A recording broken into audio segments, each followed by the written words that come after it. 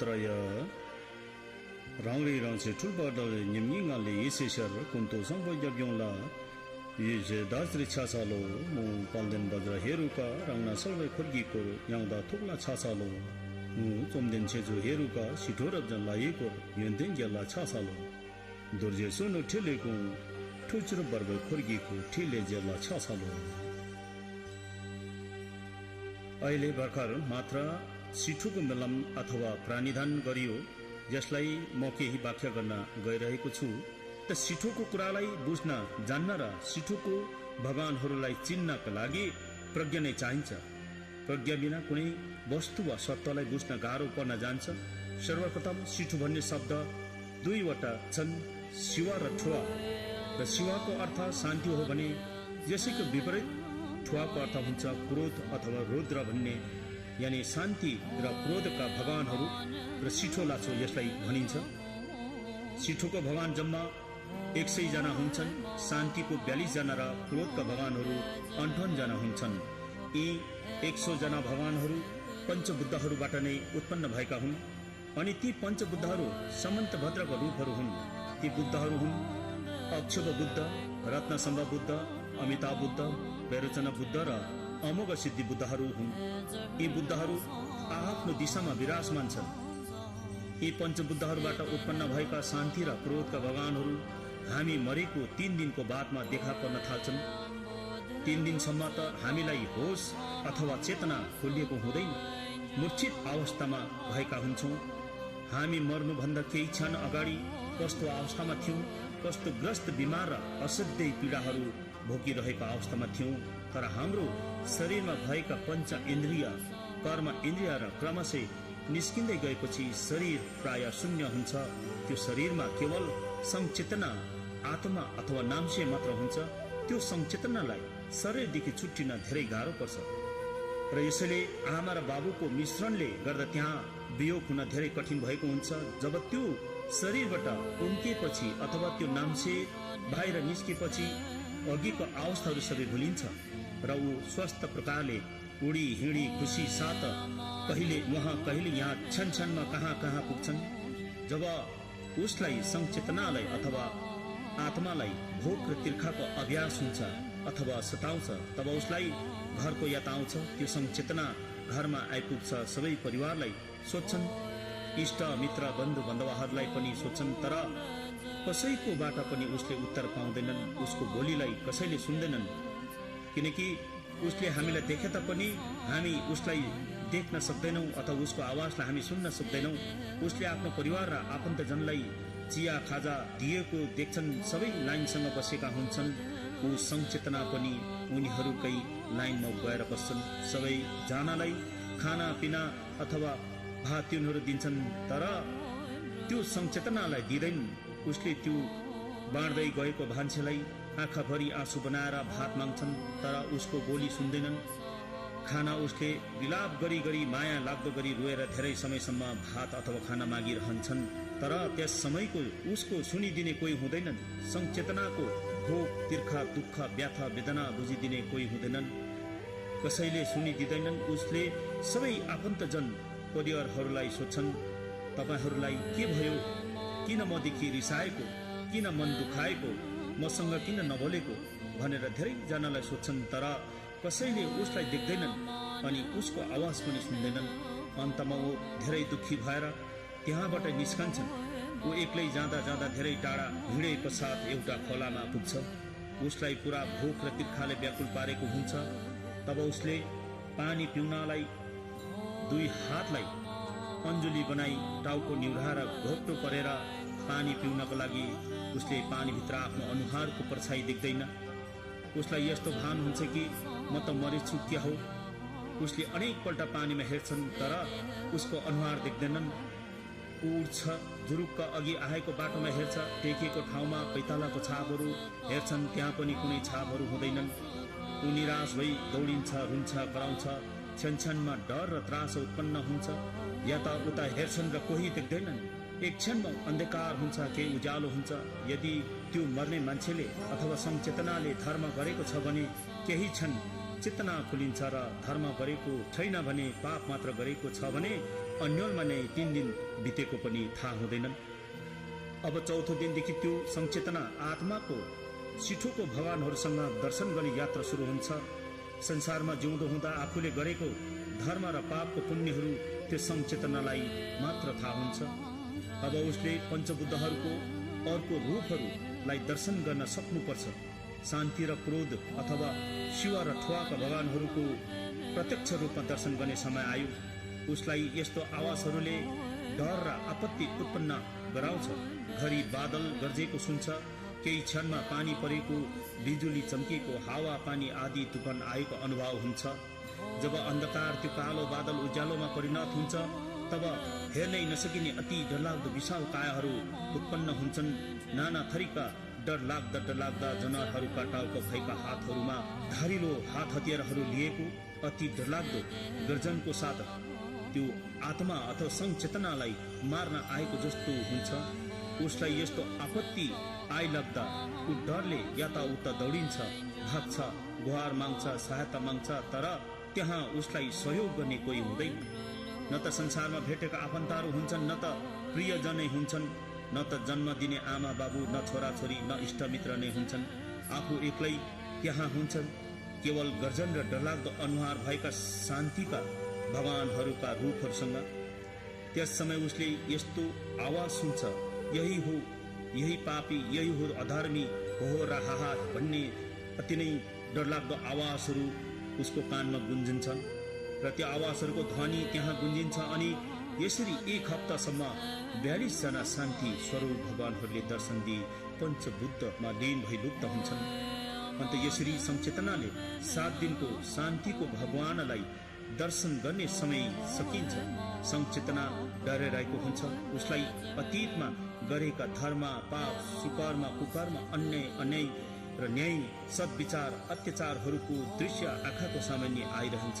उसले त्यस समय पश्चाताप गरेर कुनै फाइदा छैन। अनि त्यहाँ उसलाई सन्तावना दिने पनि कोही हुँदैन। आफूले अतीतमा गरेको कर्मको फल भोग्नै पर्छ, चाहे धर्मको कर्म होस् चाहे अधर्मको पापको कर्म होस्, जसरी भए पनि भोग्नु नै पर्छ। र त्यो संचेतना अथवा त्यो मान्छे मरेको 3 दिन अनि अघिदेखि बेहोस मूर्छित अवस्था बिउजेपछि तिमीले यस समय सारा संसारको चलाचल अवरुद्ध भएर रोकिएको पनि देख्नुभयो। त्यसमा अघि भनिएको जुन उसले भोगेको कुराहरू छ, यसलाई फेरि स्मरण गर्दै फेरि भन्नुहुन्छ, सबै दृश्यहरू अद्भुत र विचित्र भएको पनि देख्नुभयो। त्यसपश्चात अलौकिक प्रकाशमा बुद्ध एवं देव देविकाहरू प्रकट भएको देख्यौ। सबैभन्दा पहिले सम्पूर्ण आकाशको रंग नीलो देख्नुभयो। त्यस समय मध्य बिन्दुको विकासमान क्षेत्रबाट भगवान वैरोचन श्वेत अथवा सेतो वर्णमा सिंहको आसनमा बस्नु भएको, गगनेश्वरी यानी स्वर्गको मातासँग अङ्कमाल गरेको दृश्य पनि देख्नुभयो। दोस्रो दिनमा तिमी प्रवेश भयो। त्यस दिन तिमीले पूर्व दिशाको अभिरुचि नामक बुद्ध क्षेत्रबाट भगवान वज्र सत्व अथवा अक्षुभ बुद्ध नीलो रङमा हातमा 5वटा धार भएको दुर्जे लिएको, हात्तीको सिंहासनमा बस्नु भएको माता बुद्ध लोचनाले अङ्गमाल गरेकी मुद्रामा दर्शन गर्नुभयो। यसको साथसाथै लास्यमा र पुष्पमा अर्धचन्द्रकार भएर इन्द्रधनुषी उज्यालो विमानमा बस्नु भएको दर्शन पनि तिमीले पाउनुभयो। यसबाट 6 जना बुद्धकायहरूको पनि दर्शन पाइसक्नुभयो। र जब तिमी मरेको तेस्रो दिन जब तिमी भयभीत भइरहेको हुनेछ, त्यति बेला तिमीलाई उदय भएको कृपाको अङ्कुशमा अल्झिरहेको थियो र तलतिर झरेको अनुभव गर्यौ।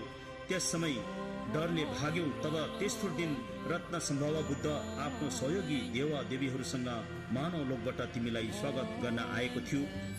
त्यहाँ नाना प्रकारको रङ भएको तेज ज्योतिहरूलाई दर्शन गर्यौ। त्यस ज्योतिहरूको बीचबाट पहिलो रंग तेज ज्योति र पहिलो रङको शरीर भएको रत्न जडितले सजिएको घोडाको आसनमा विराजमान गर्नुभएको बुद्ध रत्न सम्भवलाई देख्नुभयो। माता मामकी डोल्माले अङ्कमाल गरेको मुद्रामा दर्शन पाउनुभयो। 6 जना बुद्ध शरीरहरू उज्जवल इन्द्रणी ज्योतिबाट उदय भएको पनि देख्नुभयो।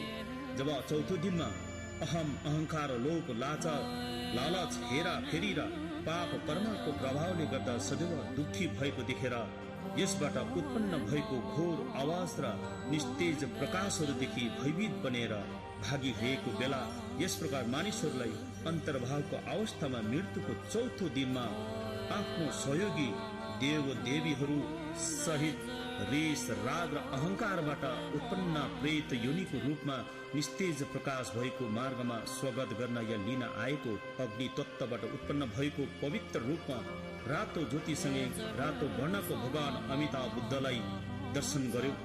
हातमा कमलको फूल लिएको मजुरको आसनमा विराजमान हुनुभएको अनि दिव्य माता परम श्रेष्ठ पण्डोरवासिनी देवीले अङ्कमाल गरेको दृश्य र अवलोकतेश्वर र मञ्जुश्रीलाई पनि दर्शन गर्नुभयो। अब पाँचौं दिनमा तिमीले अथवा संचेतनाले मनलाई विचलित नबनाइकन अन्तकालको पाँचौं दिनमा पनि प्रवेश गर्यो। यस अवस्थामा महाभूत समस्त वायु तत्त्वको विशुद्ध रूपमा हरियो रङको उज्यालो उदय भएको देख्नुभयो। यस समय उत्तर दिशाको कर्मकोट नामक बुद्ध क्षेत्रदेखि हरियो वर्णको शरीर भएको भगवान अमोघ सिद्धि बुद्ध आफ्नो प्रमुख सहयोगी देवी देवगणलाई सँगै लिएर हातमा दुर्जे अथवा वज्र धारण गर्नुभएको आधा मानिस र आधा गुरुर रूप भएको सिंहासनमा विराजमान भएको माता समय ताराले अङ्कमाल गरेकी मुद्रामा तिमीले दर्शन पाइसक्नुभयो।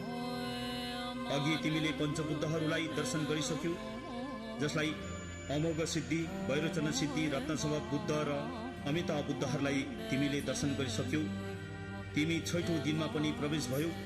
छैठौं दिनमा पनि तिमी ती ज्योति र किरणहरूसँग त्रस्त र भयभीत भएर नीच योनिमा भट्किरह्यौ, अल्मलिएर घुमिरह्यौ।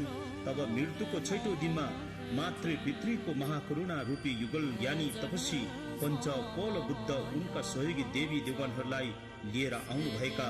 तब तिमी संसारिक संस्कारहरूको माया मोहमा फसेर उनीहरूदेखि आतंकित र त्रास्त भइरहेको बेला परिमण्डलको मध्य भागको विकीर्ण नामक बुद्ध क्षेत्रबाट माता पिता रूपी युगनद्ध बुद्ध वैरोचन पहेँलाको जस्तै गरेर दर्शन दिनुभयो। युगल माता पिता स्वरूप 5 जना तपस्वी बुद्धहरूको बाहिरपट्टिको परिधिमा द्वारपालले क्रोधमाथि विजय प्राप्त गर्ने यमराज घोडाको मुख भएको क्रोधको राजा हायङ्ग्रीवा भगवानहरू, देवलोक, असुरलोक, मनुष्यलोक, तीर्थलोक अथवा प्रेतलोक अनि नर्कलोक, यी 6 लोकका भगवानहरू अथवा मुनिहरू अर्थात् बुद्धहरू प्रकट भएर दर्शन दिनुभयो। समस्त बुद्धहरूको पूज्य अथवा पुर्खाहरू अथवा पितामह समन्तभद्र र समन्तभद्र युगल माता पिता स्वरूप प्रकट भएको आभास गर्यो। ती बुद्ध र देवी देवगण यी समस्त बुद्ध क्षेत्रबाट अवतरित कतै बाहिरबाट आउनु भएका होइनन्। यिनीहरू सबै तिम्रो हृदय स्थलको मध्य भाग र 4 दिशाहरूबाट उत्पन्न भएर आएको थियो। यी सबै बुद्ध र देवगणहरू तिम्रो हृदयको भित्री भागबाट उत्पन्न भई बाहिर निस्केर दर्शन दिइसकेको छ। यी बुद्ध र देव देवीगण कतैबाट आएका होइनन्, तर तिनीहरू सबै तिम्रै ज्ञान शक्तिमा अनन्तकालदेखि बसेका हुन्। यिनीहरू अनभौतिक अथवा अनभौगिक रूपमा विराजमान थिए। अन्त यिनीहरूलाई उनीहरूकै रूपमा तिमीले चिन्न सक्यौ। तिम्रो मृत्युको 7औं दिनमा इच्छा आकांक्षाहरू पवित्र धातुको रूपमा शुद्ध भएर 5 रङ बिरङ्गी ज्योतिसँग उदय भएको पनि तिमीले देख्यौ। ज्ञान देव देवी डाकिनी परिहरू हातमा नाना प्रकारका धारिलो हतियारहरू लिएको, खुनले भरेको खोपडी लिएको, आफ्नो मुद्रामा नृत्य गरेको तिमीले दर्शन पायौ। परिमण्डलाको बाहिरी हिस्साबाट असंख्य डाकिनीहरू परिहरू, 8वटा महाशमशानहरूका डाकाहरू अथवा पुरुष परिहरू, 4 बुद्ध क्षेत्रका डाकाहरू, वीर योद्धाहरू, किङ्गार धर्मरक्षक धर्मपालहरू, हाड र छालाले बनिएको गरगहना पहिरिएको स्त्री पुरुषहरू, नाना प्रकारका हड्डीले बनिएको बाजा घजा बजाएर तिमीलाई स्वागत गरेको अनुभव गरिसक्यौ।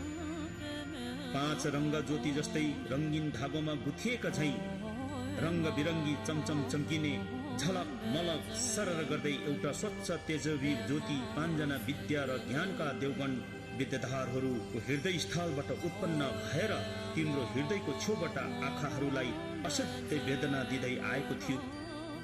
त्यसबेला यसको रङ सँगसँगै मूर्खलोक अथवा पशुलोकदेखि निस्तेज नीलो रङको ज्योति पनि देखा परेको थियो। त्यसबेला तिमी संसारिक वासनाहरूको अधीनमा परेर भ्रमित भई त्यो तेजवी रङ्गप्रति आकृष्ट भयो। यस अवस्थामा तिमी 5 रङको तेजवी ज्योतिसँग भयभीत र आतंकित भएको थियो। त्यसलाई आफ्नै ज्ञान शक्तिको ज्योति हो भनेर तिमीले चिन्यौ। त्यस ज्योतिको भित्र तहबाट स्वत उद्घोषित धर्म शब्दहरूको ध्वनिहरू 1000 वज्र कड्कडिएको गर्जन जस्तै भयो। यी शब्दहरूको गुन्जन र महागर्जनदेखि आतंक, तीव्रता र उग्रताका आवाज ध्वनिहरू उत्पन्न भएको तिमीले अनुभव गर्यौ। यिनीहरू ध्वनिहरू, हे संचेतना, यी ध्वनिहरू, गर्जनहरू तिम्रै प्राप्त ज्ञान शक्तिको रूपहरू थिए। यदि तिमी डरायौ भने पशुलोकबाट उत्पन्न भएको निस्तेज हरियो रङको प्रकाशसँग तिमीले अनुराग आकृष्ट भएर मोहमा फसिन्थ्यौ। त्यसप्रति आकर्षित भई महारूपी अन्धकारमा फसिएर कुकर्म गर्ने लोक अर्थात् पशुलोकमा पतित भएर सधैँभरि मूर्ख, नबोल्ने, नसुन्ने, लाटा गुङ्गा, अर्काको कमारो भएर बाँच्नु पर्नेछ। त्यहाँ मार मार, काट काट जस्तो अनन्त दुःख कष्ट भोग्नु पर्ने अवस्था तिमीले अनुभव गर्यौ। हे संचेतना, अब 7औं दिनको तला छर्ने अवस्था अथवा तिर्यक, पशुलोक, प्रेतलोक र नर्कहरू, परिचय, प्रार्थनाहरू अनि अन्तर्भावको परिस्थितिमा शान्त र शान्तिप्रिय देवा देवीगणको आगमन, उपस्थिति र आवासहरूको परिचय यो 7औं दिनको यही सम्पन्न हुन्छ। र 8औं देखि 14औं दिनसम्म उग्र रूप धारण गर्ने देवी देवता गणको प्रादुर्भाव अथवा उत्पत्ति अनि उनीहरूको परिचयहरू यसरी सुरु हुन्छ। जो उक्त अवस्थामा अन्तर्भावका 7 दिनभित्र 7 प्रकारको बाधा अडचनहरू थिए। यसकारण सम्यक शान्त देवी देवगण सम्पूर्ण ज्ञानले युक्त भएका विद्याधरहरू सँगसँगै डाका डाकिनीहरू उनको स्वागत गर्न आएपछि क्रोधको आगोमा प्रज्वलित भएका अन्ठन्नहरूका देवगण उक्त शान्त रूपधारी देवगणको विपरीत रूप लिएर प्रकट हुन्छन्। यिनीहरू शान्तिप्रिय देवगण जस्ता हुँदैनन्। यिनीहरू क्रोधी, प्रचण्ड, उग्र र भयानक, डरलाग्दा रगत पिउँदै गरेको हुन्छन्। तर यी सबै क्रोधी, उग्र रूपधारी देवी देवगण सबै अन्तर्भावकै रूपहरू हुन्। अब अन्तर्भावको 8औं दिनमा हेरुका उग्र रूप धारण गर्ने देवी देवगणहरू तिम्रो अघि देखा पर्नेछन्।